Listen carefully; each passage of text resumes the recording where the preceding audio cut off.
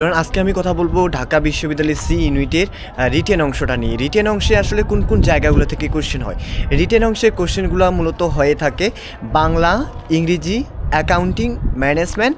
আর যাদের আসলে মার্কেটিং, তারা মার্কেটিং, অ্যান্ড যারা ফাইন্যান্স দাগাবা তাদেরকে ফাইন্যান্সে অ্যান্সার করতে হবে। তো এখানে যেই সাবজেক্টটা তুমি এমসিকিউ দাগাইছো সেটাই কিন্তু অ্যান্সার করতে হবে, অন্য কোনো সাবজেক্ট তোমাকে অ্যান্সার করা যাবে না। তো এটাই ছিল রিটেন কোন কোন সাবজেক্টগুলো থেকে আসতেছে। আর রিটেনের মার্কটা যদি আমরা বলি, তোমার হচ্ছে বাংলা থেকে ইংরেজি ট্রান্সলেশনস, এখানে থাকবে 4 মার্ক। ইংরেজি থেকে বাংলা ট্রান্সলেশন, এখানে থাকছে 4 মার্ক। তো ট্রান্সলেশনের উপরেই আসলে থাকতেছে তোমাদের 8 মার্ক। তারপর হচ্ছে বাংলা শুদ্ধিকরণ, যে ওখানে হচ্ছে বাংলা কিছু সেন্টেন্স আসলে বা কিছু ভুল থাকবে, ওই ভুলগুলোকে তোমার ঠিক করতে হবে, ওই জায়গাটা থাকছে 4 মার্ক। এবং তোমার হচ্ছে ইংরেজি শুদ্ধিকরণ, ইংরেজি কিছু সেন্টেন্স বা কিছু ভুল থাকবে, পিন পয়েন্টিং এররের মতো, তো ওই জায়গা থেকে আসবে তোমার 4 মার্ক। তাহলে আমরা দেখতে পাচ্ছি এখানে আসলে বাংলা এবং ইংরেজি এই অংশটা থেকে আসতেছে 16 মার্ক। তো বাকি ওইদিকে যে 3টা সাবজেক্ট, ওই 3টা সাবজেক্ট থেকে কিন্তু প্রত্যেকটা সাবজেক্ট থেকে আসলে তোমাকে 8 মার্কের করে অ্যান্সার করতে হবে। 8 মার্ক ওইখানে আসলে তোমাকে রিটেন অংশটা ওরা একটা নির্দিষ্ট জায়গা দিয়ে দিবে এবং ওই জায়গাটার মধ্যে আসলে তোমাকে অ্যান্সার করতে হবে। যেমন অ্যাকাউন্টিং থেকে ম্যাথ চলে আসতে পারে, আমরা দেখি প্রত্যেক বছরই প্রায় মোটামুটি ম্যাথ অ্যান্সার করতে হয় অ্যাকাউন্টিং থেকে। আর ম্যানেজমেন্ট থেকেও থিওরি টাইপের কোশ্চেন আসবে। ম্যানেজমেন্ট তো সবাইকে বাধ্যতামূলকভাবে মানে অ্যান্সার করতেই হবে। অ্যান্ড মার্কেটিং অর ফাইন্যান্স থেকে ম্যাথ আসবে এখানে। আর যারা মার্কেটিং দেওয়া তাদের হচ্ছে অনেকটা ম্যানেজমেন্টের মতনই থিওরি থেকে কোশ্চেন আসবে। তো এখানে এই কোশ্চেনগুলো অনেকটা জ্ঞানমূলক প্রশ্ন আর অনুধাবন প্রশ্নের মতনই হয়, অত বড় বড় প্রশ্ন এখানে হবে না। এক কথায়ও অ্যান্সার করা যেতে পারে, এরকম টাইপের কোশ্চেনও করতে পারে। কারণ এই জায়গাটা আসলে তোমাকে ওখানে জায়গাটা স্পেসিফিকভাবে দেওয়াই থাকে, এই জায়গাটার বাইরে তোমার আসলে লেখার কোনো ওয়েও নাই এবং তোমাকে কোনো এক্সট্রা কোনো পেজও দিচ্ছে না। সো ওই জায়গাটার মধ্যে তোমাকে রিটেন অংশটা ফিল আপ করতে হবে। আর সি ইউনিটে রিটেনে পাস মার্ক হচ্ছে 12, তোমাকে 12 পেতেই হবে। আর এখানে 12 পাওয়া অতটা বেশি ডিফিকাল্ট না। তো এইখানে তুমি চাইলে কিন্তু খুব ইজিলি একটা ভালো মার্ক ক্যারি করতে পারো।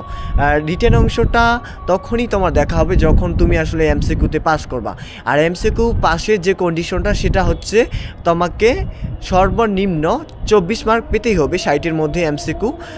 তো 24টা এমসিকিউ পেতেই হবে, এর মধ্যে আবার ইংরেজিতে পাস পেতেই হবে, তাহলে কিন্তু তুমি আসলে পাস হিসেবে গণ্য হবা। তো পাস হিসেবে গণ্য হলেই যে তোমার রিটেন খাতা দেখতেছে বিষয়টা এমনও নয়, এখানে হচ্ছে 3 গুণ খাতা কাটা হবে তোমাদের। সাপোজ আমরা ধরে নিচ্ছি যে সিট যদি হয় 900, তাহলে খাতা কাটবে হচ্ছে তোমাদের 3 নং 27, মানে 2700-র মতো খাতা কাটবে।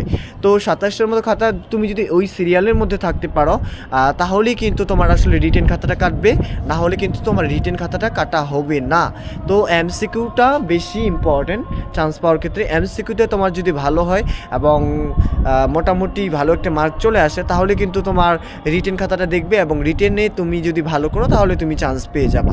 আর রিটেনে ভালো করার সবচেয়ে ভালো হয় হচ্ছে, আমার ক্ষেত্রে মনে হতো তোমার আসলে স্ট্রং জোনের যে সাবজেক্টগুলো সেগুলোকে আইডেন্টিফাই করবা অ্যান্ড সেই সাবজেক্টগুলোকে বেশি বেশি প্র্যাকটিস করবা। যেমন অনেকে তুমি হচ্ছে রিটেনে ফার্স্টে লেখা শুরু করতে পারো, যেমন অ্যাকাউন্টিংয়ে অনেকে ভালো হতে পারে, সে অ্যাকাউন্টিং দিয়ে স্টার্ট করতে পারে। আর যে ম্যানেজমেন্ট দিয়ে ভালো, মানে ম্যানেজমেন্টে ভালো, সে ম্যানেজমেন্ট দিয়ে স্টার্ট করতে পারে। মানে তোমার যেই জায়গাগুলো স্ট্রং জোন সেগুলো তুমি আগেই অ্যান্সার করবা, তাহলে কিন্তু টাইমটাও সেভ হবে এবং তুমি রিটেনে অলওয়েজ ট্রাই করবা ফুল অ্যান্সার করা। মানে এখানে কোনো সেরে দিয়ে আসবা না, কারণ এই জায়গাটা আসলে তোমার কাটমার্ক নেই, রিটেনে ভুল করলেও তোমার মার্ক কাটতেছে না।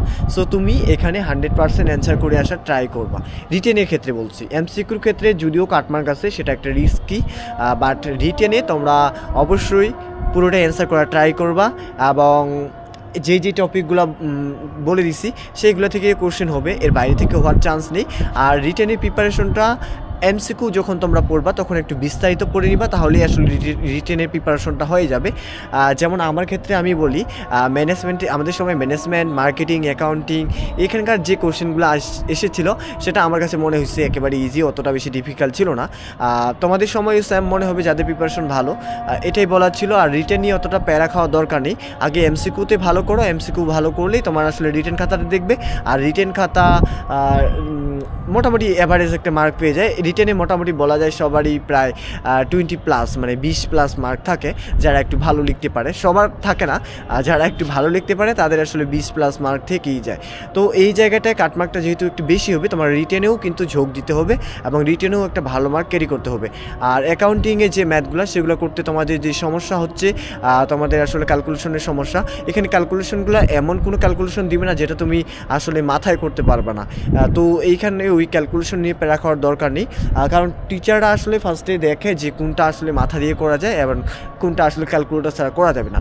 তো ঢাকা বিশ্ববিদ্যালয়ে যেহেতু ক্যালকুলেটর এলাও করতেছে না, তো এই জায়গায় 100% শিওর থাকবা যেটা হচ্ছে অবশ্যই মাথা দিয়ে করা যায় এবং ব্রেন খাটিয়েই করা যায়, এরকম ম্যাথগুলোই দিবে।